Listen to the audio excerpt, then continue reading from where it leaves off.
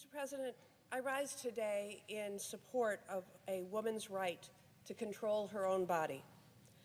Across the country, women have been stripped of the freedom to make their own decisions, decisions about their families, their health, and their futures. Judges and politicians have inserted themselves into exam rooms, telling doctors they cannot treat their patients, sometimes even if that treatment would save her life.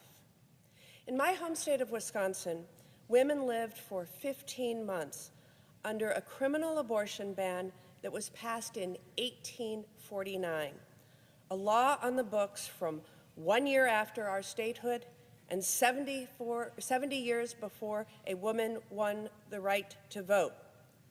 And while there were no women in the room when the statute was crafted, 2 years ago, Wisconsin women woke up to find their health care decisions would be dictated by a law that predates the Civil War. They woke up to find out that they now had fewer rights than their mothers and their grandmothers. That day began 15 months of confusion and chaos and heartbreak for families across Wisconsin. We heard stories of women bleeding out from miscarriages, developing life-threatening infections, or being forced to carry unviable pregnancies until they could find an appointment out of state. For countless women, that meant driving hours, paying for lodging and childcare, and taking time off work, just to make their own decisions about their own body. Patients from every one of Wisconsin's 72 counties traveled to Illinois just to access health care, some traveling over 500 miles. Prior to the Dobbs decision, only 1 in 6 Wisconsin abortion patients received out-of-state care. During our criminal abortion ban, that number skyrocketed to 9 out of 10 patients seeking care out of state. Those families were being forced to drive, on average, 103 minutes to exercise their right to control their own bodies and get the care they needed, nearly double the time that they drove to access care before Roe fell. And I'm talking here about women who could afford the more than $1,000 in costs to access that care. We must also be aware of those who could not. For example, patients traveling from out of state had to fork up an average of $330 just for lodging. In 2023 alone, Illinois and Minnesota providers saw over 6,000 patients from Wisconsin.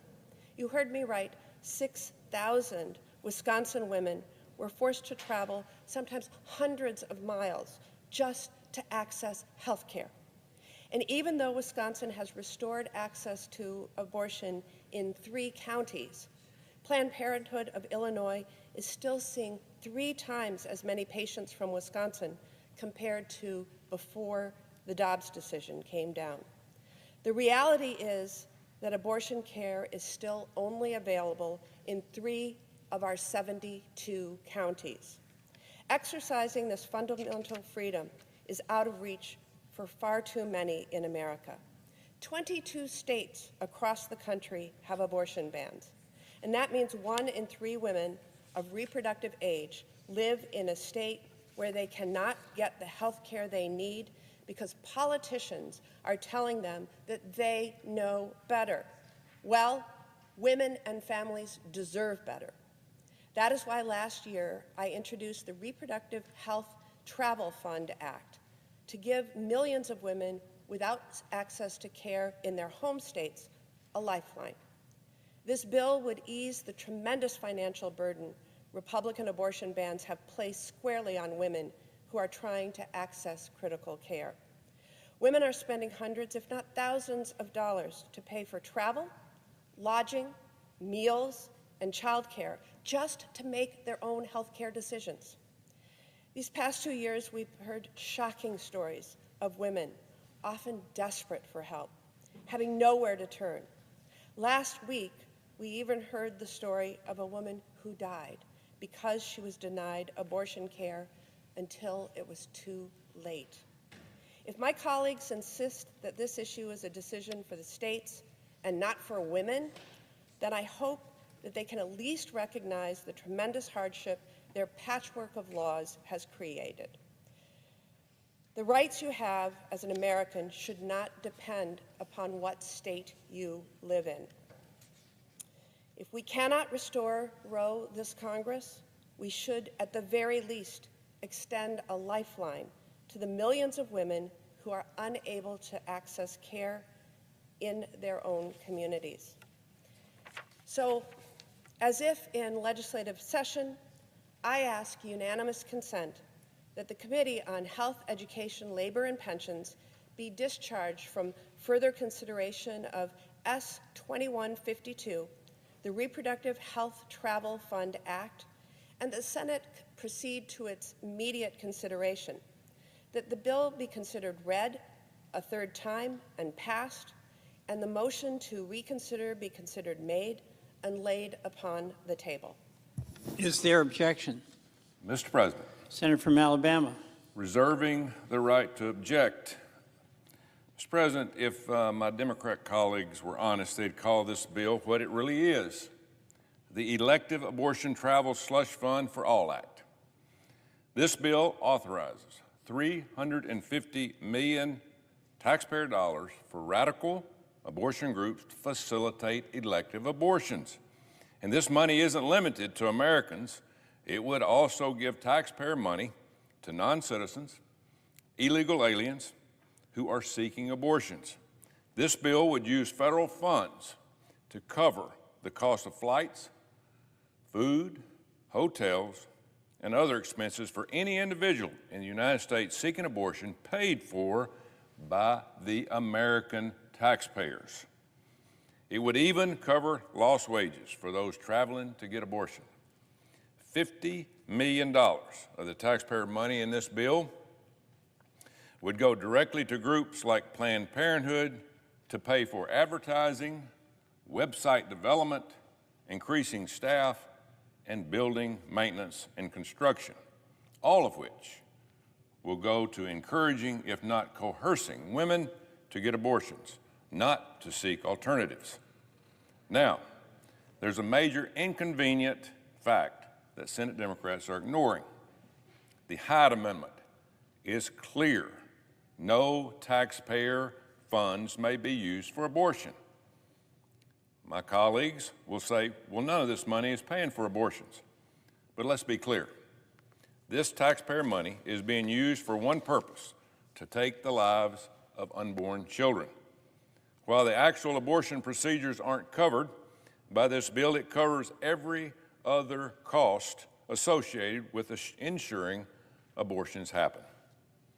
Democrats know the Hyde Amendment prevents and prohibits federal dollars funding abortions.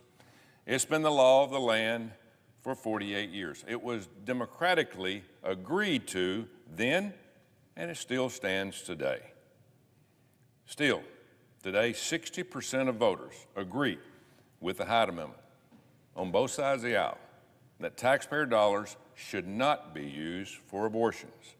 I'm sure that percentage is even higher for illegals getting taxpayer money for abortions. But Democrats really don't care. Despite what they say, they'll override American voters if democracy gets in the way of their latest left-wing pet project. Democrats know states have democratically decided what their laws on abortions are. Now, they're trying to override the will of the people and the will of the states by using federal government and millions of taxpayer dollars to achieve their goal. This is not only to counter to the spirit of the Hyde Amendment, it is contrary to the principles of federalism and the will of the American people. As I pointed out for months last year with a similar illegal abortion policy Secretary Lloyd Austin implemented at the Department of Defense, no agency is above the law. I called out the VA for implementing another illegal abortion policy. This bill is just another page out of the Democrats' same extreme abortion playbook. This bill is a flimsy attempt to go around the law of the land. Gone are the days of the Democrats saying abortion should be safe, legal, and rare. Democrats today want dangerous, illegal, and limitless abortions at any cost to the American taxpayers. So for that reason, Mr. President, I object. The objection is heard. Mr. President, Senator from Wisconsin. I am disappointed with the objection. I will agree with the senator on one point, which is that this bill does not fund abortion. The senator referred to democratically passed laws relating to this subject. And I just want to remind him once more what I said at my opening statement. In Wisconsin, women lived for 15 months under a criminal abortion ban that was passed in 1849, 70 years before women had the right to vote, before the Civil War. Obviously, women had no input in that democratically enacted law. But this bill simply breaks down a barrier that Americans are facing to access sometimes life-saving care. A financial barrier, I might add, that Republicans put up when they inserted themselves into our exam rooms and into women's personal decisions. I hope my Republican colleagues understand that women take notice when you vote down bills that protect and defend their basic freedoms. They see who is fighting for their right to control their bodies, health, families, and future. I'm proud to be standing here today on their behalf. This issue is not going away. We're going to keep fighting day in and day out because women want their rights and freedoms back. Some of my colleagues are claiming that this is merely a messaging bill. Well, send Americans the message that you support their decisions to make their own health care choices and pass this bill into law. I yield.